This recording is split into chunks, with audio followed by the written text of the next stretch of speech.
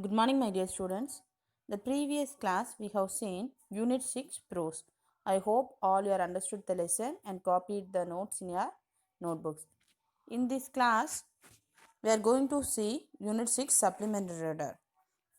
I already gave you homework to read in that lesson. Okay. So, all of you take page number 36 in your Supplementary Reader book. The topic of the lesson is I want something in a cage. Again, I repeat the topic. I want something in a cage. The author name is L.E. Grieve. Okay, let's go. Dear students, take page number 36. I want something in a cage. Before that, they give short introduction. Mr. Posel owns a pet shop. There is a constant noise of screeching and twittering in the shop, but Mr. Posel is happily unaware of it. On cold morning, a strange customer calls. So, in this story, Mr. Posel is a main character.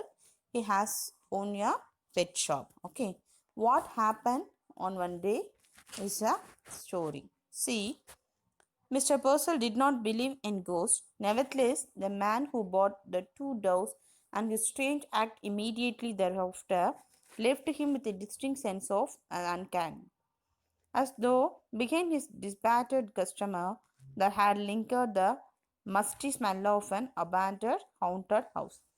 Mr. Purcell was a small fisherman, red cheeks and a tight melon stomach.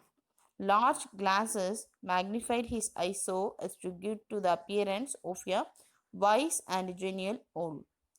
He owned a pet shop. He sold cats and dogs and monkeys. He dealt in fish food and bird seed. The prescribed remedies for the allaying canaries and the displayed on his shelves long rows of ornate and glided cages. He considered himself something of the professional man.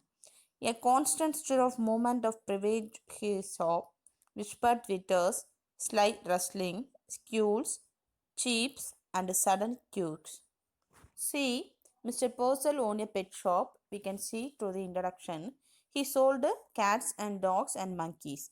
He also sold fish food and bird seed. Of course, the birds and other creatures were closed in the cages.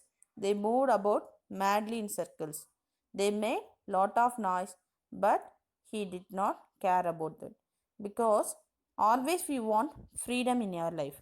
But in the case of cages, the birds and animals they are not have liberty. So that is a main concept, maybe the outline of the story. What happened for the birds and animals in the cage we can see in the next page. Okay, page number 37. Small feet scramped in frantic circles, frightened, bewildered, blindly seeking.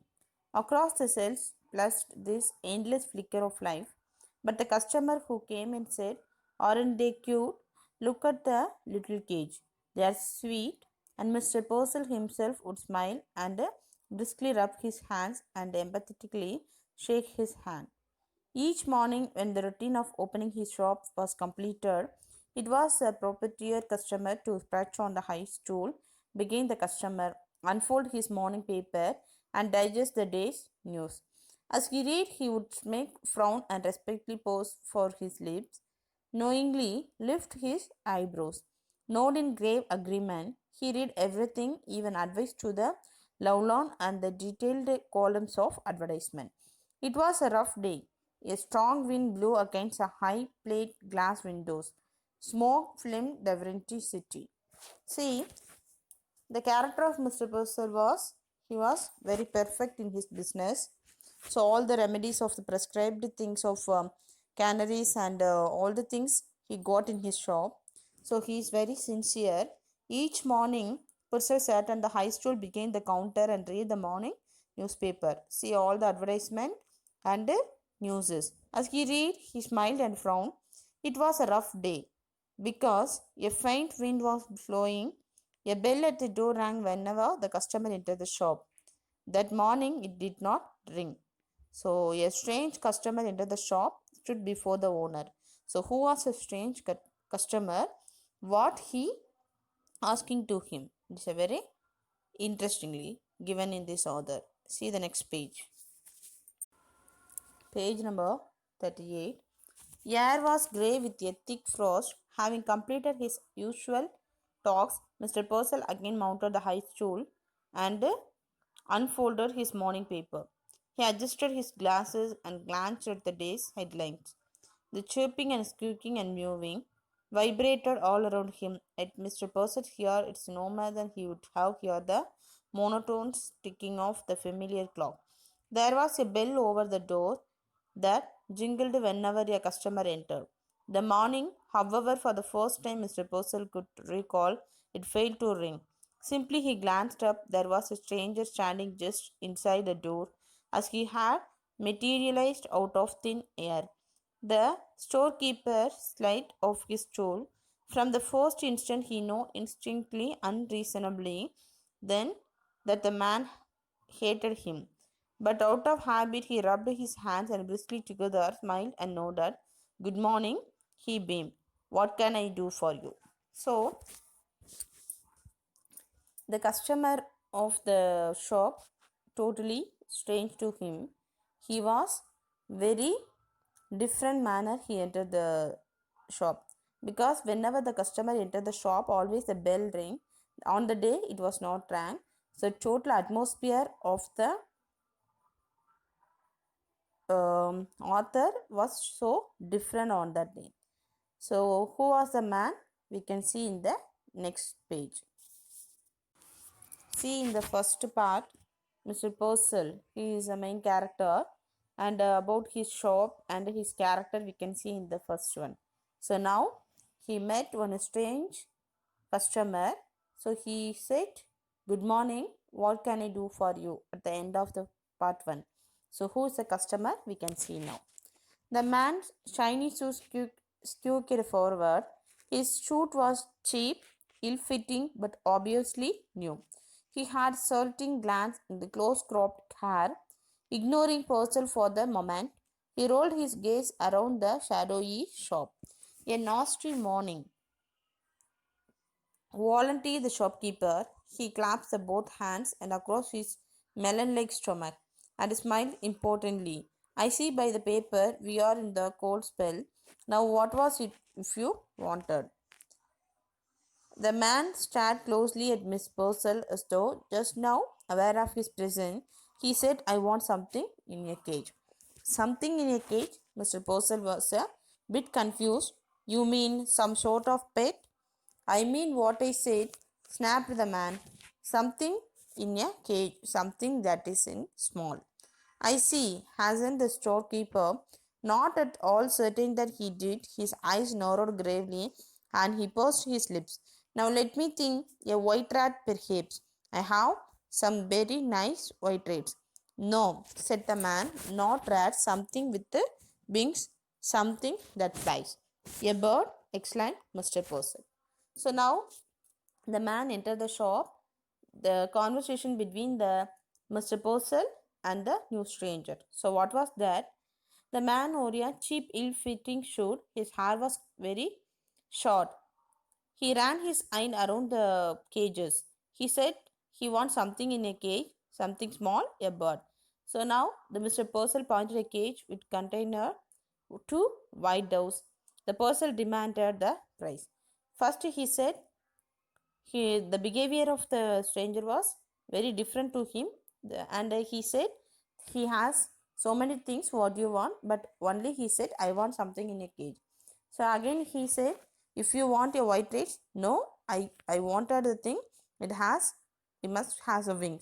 So of course he asked a bird. So now he exclaimed, a bird by Mr. Purcell.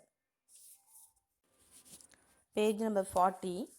A bird's all right.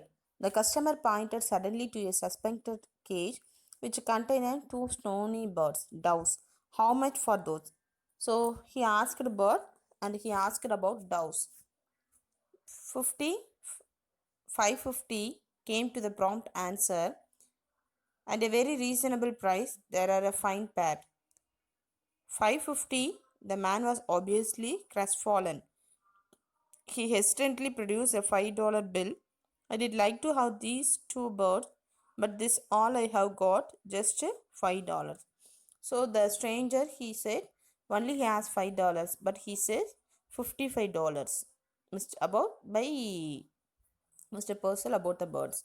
Mentally, Mr. Purcell made a quick calculation which told him that the 50 cent reduction he could still reap a tidy profit. He smiled magnanimously. So he said he has a mind calculation about the business trick. My dear man, if you want them that badly, you can certainly have them for $5. I'll take them. He laid his $5 on the counter. Mr. Purcell trotted on the tiptoe, unhooked the cage, and handed it to the customer. The man took his head on one side, listened to the constant clittering and rushing screening of the shop. The noise, he bolted, doesn't get you. So he said the totally different price amount, the $5.50. The man felt very sad first. He wanted to have two birds, but only with the $5. The person finalized the deal and handed the cage to the customer. He around the shop he see there are so many noises. So then he asked, noise? What noise? Mr. Purcell looked surprised.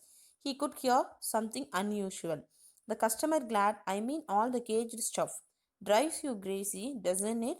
So he said, these sounds not make any feeling to you? Asked by the strange customer to the shopkeeper. Mr. Purcell drove back. Either the man was insane or drunk. He said hastily, yes, yes, certainly, I guess so. Listen, the stabbing eyes came closer. How long did you look into me? Make $5. The merchant wanted to order him out of the shop, but odd enough, he could not hear himself dutifully asking, why? How long did you take you? The other laughed, 10 years at a hard labor, 10 years to earn $5.50 a year. It was the best Purcell decided to humor him. My, 10 years, that is certainly a long time. Now the stranger told about his own story. The stranger then told the person he had earned those $5 after 10 years of the hard labor in a prison. So now a 50 cents year. Now only he realized, the Mr. Purcell realized about the customer was a prisoner. So after the 10 years, he came to his shop. So he totally surprised. So what happened at the end, we can see in the next page. Page number 41. They give you $5, laugh the man, and a cheap shoot, and tell you not to get caught again. So now he given the advice to the man, of course, how to care of the doves also. But Mr. Purcell mopped the sweeting bro.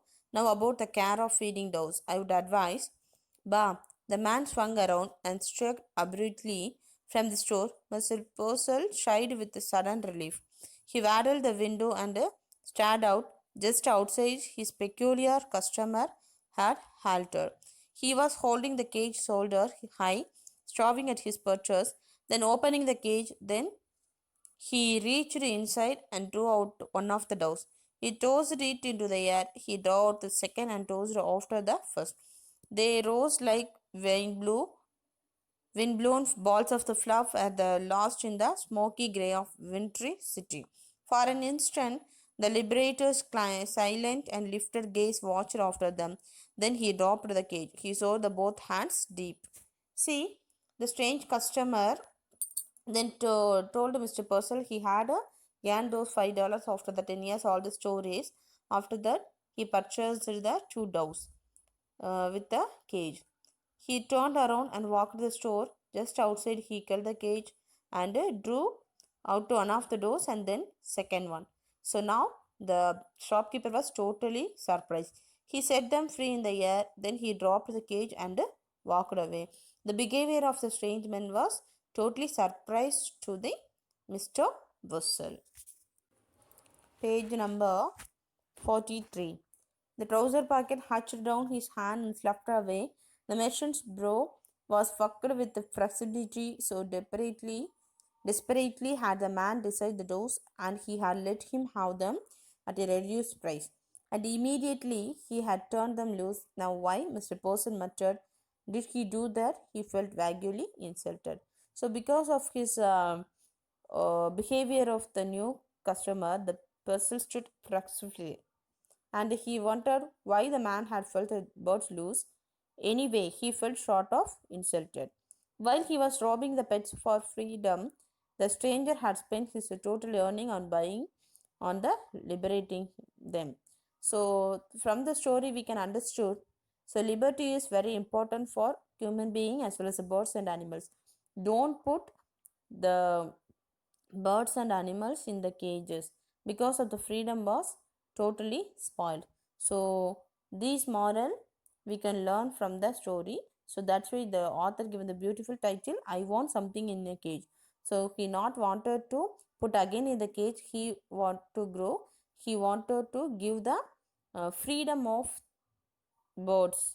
Okay, you want to give the freedom to the birds from the cage. So that is the moral of the story. So keep doing. Now all of you take your English note and write the notes. Take your English note, write the question. Bring out the contrast between Mr. Purcell and the customer. Answer. Purcell did not give much importance to freedom. He sold pets in cages and earned money. He took pleasure in engaging birds and animals. He was crazy about gaining money. But the customer was built of different stuff. His prison life made him realize the value of meaning of freedom. He bought a pair of doves with the money he had earned in the jail. He drove the doves from the cages and tossed them into the air. He took pleasure in freeing and engaging birds. Thus, we can say both Mr. Person and the customer were shortly different from each other. Okay, that's all, my dear students. I hope you all understood lesson 6 in supplement reader. Again, one more time you read and find out the difficult words meaning using the dictionary. Then only you can understood the story. Next class we can see. Thank you.